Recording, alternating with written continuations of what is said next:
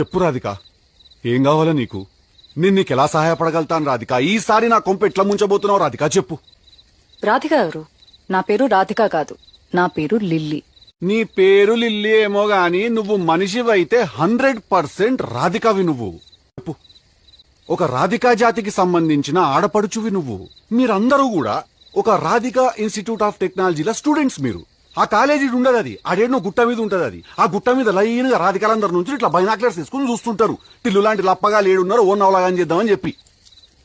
చాలా పెద్ద కాలేజీ అంటే గడుపు. టిల్లుగాడు ఉన్నన్ని రోజులు రాధిక ఉంటది. ఒక లైలా మజ్ను, ఒక రోమియో జూలియట్, ఒక టిల్లు రాధిక.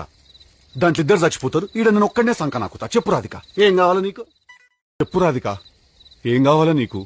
నేను నీకెలా సహాయపడగలుగుతాను రాధిక? ఈసారి నా కొంప ఎట్లా ముంచబోతున్నావు రాధిక? చెప్పు. రాధిక ఎవరు? నా పేరు రాధిక కాదు, నా పేరు లిల్లీ. నీ పేరు లిల్లీ ఏమో గాని నువ్వు మనిషివైతే 100% రాధికవి నువ్వు. చెప్పు. ఒక రాధికా జాతికి సంబంధించిన ఆడపడుచువి నువ్వు.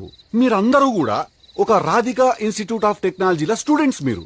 ఆ కాలేజీ ఉండదు, అది ఆడేనో గుట్ట మీద ఉంటది. అది ఆ గుట్ట మీద లైన్ గా రాధికాలందరి నుంచి ఇట్లా బైనాక్లర్స్ తీసుకుని చూస్తుంటారు. టిల్లు లాంటి లప్పగా లేడున్నారు, ఓ నవలాగా చేద్దామని చెప్పి. చాలా పెద్ద కాలేజీ అంటే గడుపు. టిల్లుగాడు ఉన్నన్ని రోజులు రాధిక ఉంటది. ఒక లైలా మజ్ను, ఒక రోమియో జూలియట్, ఒక టిల్లు రాధిక. దాంట్లో ఇద్దరు చచ్చిపోతారు. ఈడ నేను ఒక్కడనే సంక నాకుతా. చెప్పు రాధిక, ఏం కావాలా నీకు?